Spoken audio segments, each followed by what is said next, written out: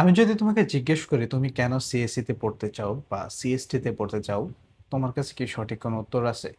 নাকি বলবো যে বন্ধু অ্যাপ্লাই করছে বলে আমি করছি, বা অমুক ভাই কম্পিউটার সায়েন্সে পড়ে লাখ টাকা বেতন পাচ্ছে বলে আমি পড়ছি, এরকম। সো তোমার উত্তর যাই হোক না কেন, আজকের ভিডিওতে আমি তোমাকে কিছু টিপস বা কিছু বিষয় শেয়ার করবো ইনশাল্লাহ।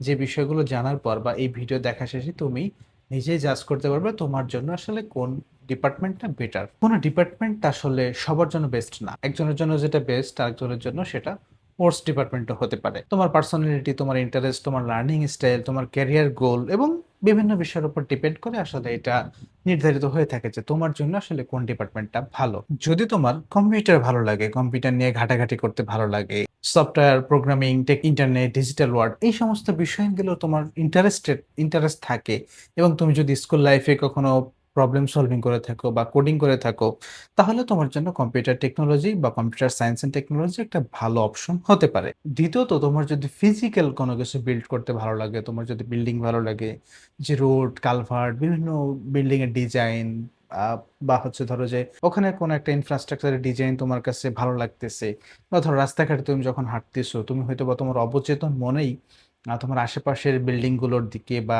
স্থাপনাগুলোর দিকে তাকাচ্ছো বা সার্চ করতেছো এই ডিজাইনটা এরকম হলে হয়তো ভালো লাগতো। এই বিষয়গুলো সম্পর্কে তোমার যদি ইন্টারেস্ট থাকে বা তোমার কল্পনাতে এই জিনিসগুলো কল্পনা করতে ভালো লাগে, তাহলে সিভিল ইঞ্জিনিয়ারিং তোমার জন্য একটা ভালো অপশন হতে পারে। আবার তুমি যদি ভাবো এই যে একটা বাতি জ্বলতেছে, এইটার সোর্স আসলে কোথায় থেকে আসতেছে, এই জিনিসটা আসলে কিভাবে করে উৎপাদন হচ্ছে, কিংবা ধর আমাদের দেশে যে এত লোডশেডিং এর সমস্যা, এটা আসলে কেন হচ্ছে, এটা কিভাবে সলিউশন করা পসিবল, সো এই জাতীয় বিষয়গুলো যদি তোমার ভালো লাগে, বা ইন্ডাস্ট্রিতে যাতে এত পাওয়ার লাগে সেগুলো আসলে কোথায় থেকে আসতেছে, কিংবা যদি ছোটবেলায় ধরো যেমন অনেক সময় কি করে স্কুল লাইফে থাকতে বিভিন্ন ইঞ্জিনিয়ারিং করে থাকে, তা গাড়ির পার্টস টার্টস খুলে ওইটা দিয়ে হয়তো বা একটা মোটর চালাচ্ছি, লাইট জ্বালাচ্ছি, এই টাইপের কাজকর্ম যদি তোমার ভালো লাগে, তাহলে ইলেকট্রিক্যাল টেকনোলজি তোমার জন্য একটা গুড চয়েস হতো। আবার যদি তোমার মেশিন পত্র ভালো লাগে, আবার ধরো যেমন ধরো হচ্ছে তুমি যদি থ্রি ইডিয়টস মুভি দেখে থাকো, যেখানে যে মূল চরিত্র আছে আমির খান, সে যেমন যেখানেই যাচ্ছে মেশিন পত্র খুলে রেখে দিচ্ছে, ইভেন হচ্ছে সে কি করছিল, ক্যাফেটেরিয়ার ফ্রিজ খুলে রেখে দিচ্ছিল। সো ওইরকম টাইপের যদি তুমি হয়ে থাকো,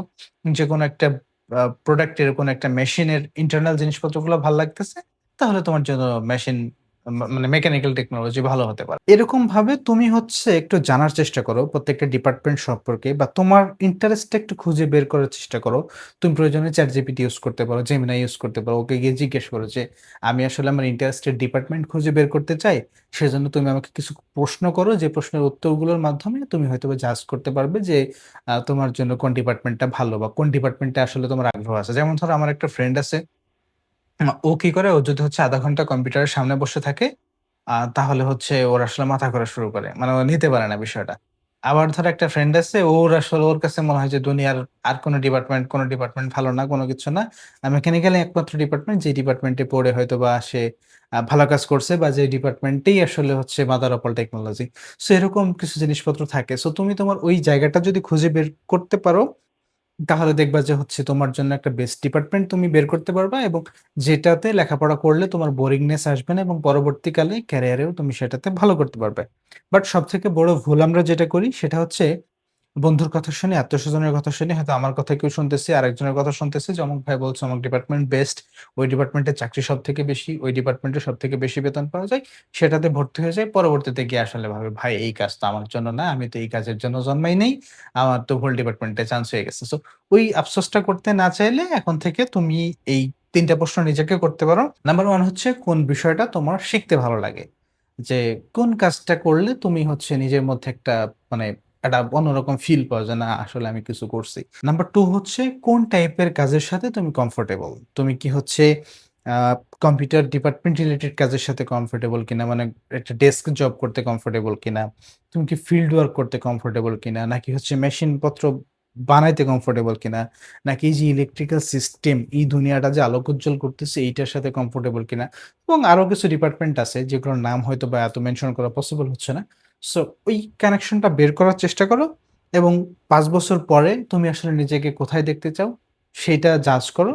এই ডট গুলা মেলালেই আই গেস তুমি হচ্ছে তোমার জন্য বেস্ট ডিপার্টমেন্ট কোনটা সেটা খুব সহজে বের করতে পারবে ইনশাআল্লাহ। সো তুমি এই ভিডিও দেখার পরে অবশ্যই ট্রাই আউট করবে এই ৩টা-৪টা প্রশ্ন আমি যেগুলো বললাম কিংবা হচ্ছে এআই এর হেল্প নিয়ে তুমি তোমার ইন্টারেস্টেড ডিপার্টমেন্টটা সিলেক্ট করার চেষ্টা করো, বের করার চেষ্টা করো এবং অবশ্যই সেটা আমাকে কমেন্টে জানাবে।